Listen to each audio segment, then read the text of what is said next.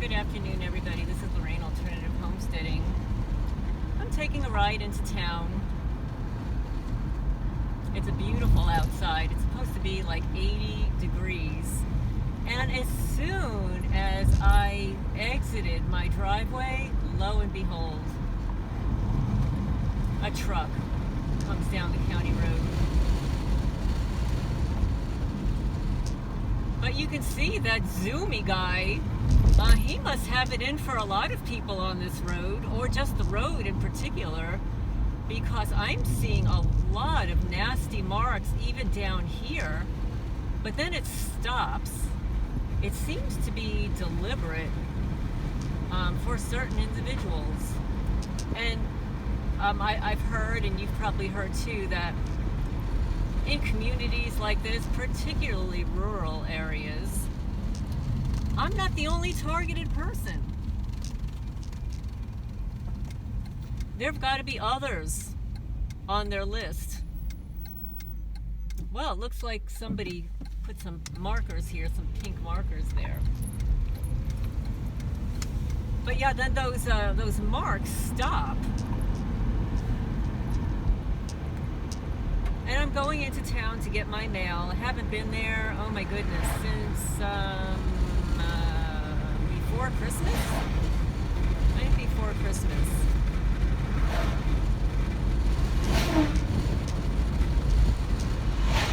And I always count on you guys noticing all the perpetrators, like that one that just passed. The people that are hiding out in the corners that I don't get to see while I'm driving. The people that hide behind large advertisements.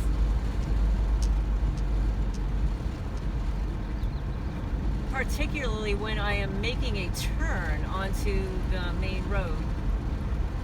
So yes, I'm going to get my mail. I'm also going to the sheriff's office. Yes, I am.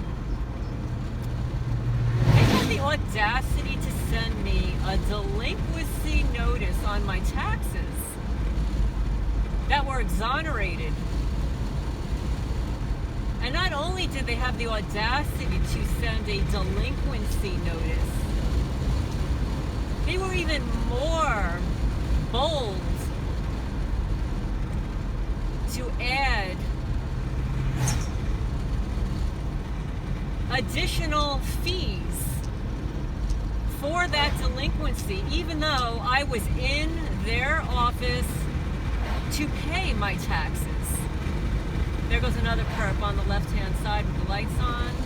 They're all coming down now. Here they come.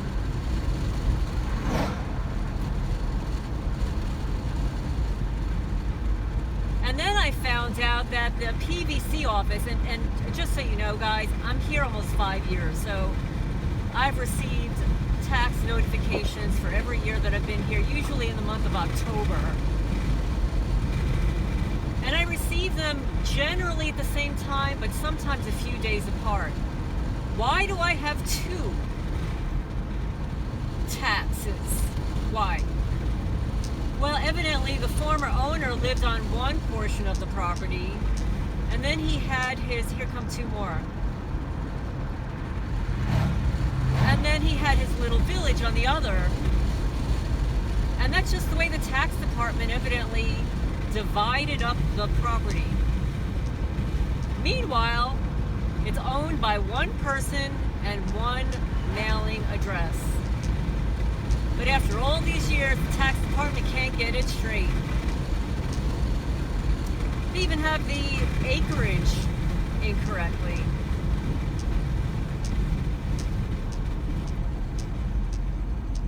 Well, let me just make this turn, folks.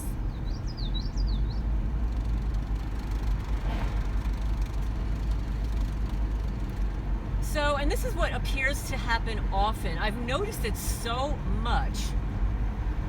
So the former PVA manager, he was a really nice guy, just like a really sweet guy. He retired. I think he retired. Yeah, he retired. And they have a replacement. I've never met him before. I don't even know his name. the first encounter I had with him was when I called after he'd made that blunder and said, well, I can't correct it now, and I'll do you a favor. A favor? Huh, honey? The last time I realized, I mean, you work for us.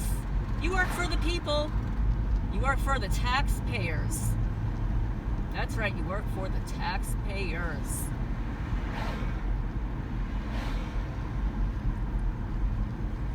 So he caught an attitude with me and then gaslighted me and projected it onto me that I was the one with the attitude. Meanwhile, he doesn't understand that I called his office 5 or 6 times since July. That's right, since July of 2023, when I turned 65, to ask him for the procedure. And then I actually located the form online. Oh, I went to the wrong place. I was going to stop in at the mail, get my mail, get it on the way back. I'll get it tomorrow. But yeah, so he gaslighted me and then blamed it on me. Oh, I've got to show you this later. This is really totally creepy. They have a Mexican restaurant here. I was like so excited when they had this Mexican restaurant. And then, can I park here? And then when I looked at the artwork was very, what's the word? Santeria. Looked like Santeria. But I'll take a photo of that later. I'm here. I'm at the PVA office and the sheriff's office. They're kind of next to each other. So let me go in there and hand deliver my letter to the PVA office, and then I'll come back and gather up all my lovely stuff for the sheriff. Oh, and just as an FYI, guys, remember all that trash that was dumped along the county road in front of my property and then in the field? Of course, the stuff in the field was raw meat, so I couldn't save that stuff. But I saved a significant amount of it just in case they can find the person that lost this lovely material. And by the way, there is a law that you cannot litter. You cannot litter a road in Kentucky. It's against the law. And actually, the police or the Kentucky State Police or whatever, they're supposed to fine the person that did it.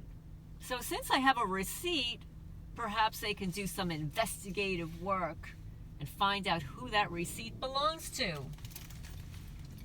But anyway, yeah, I'm back to my usual wonderful self. I'm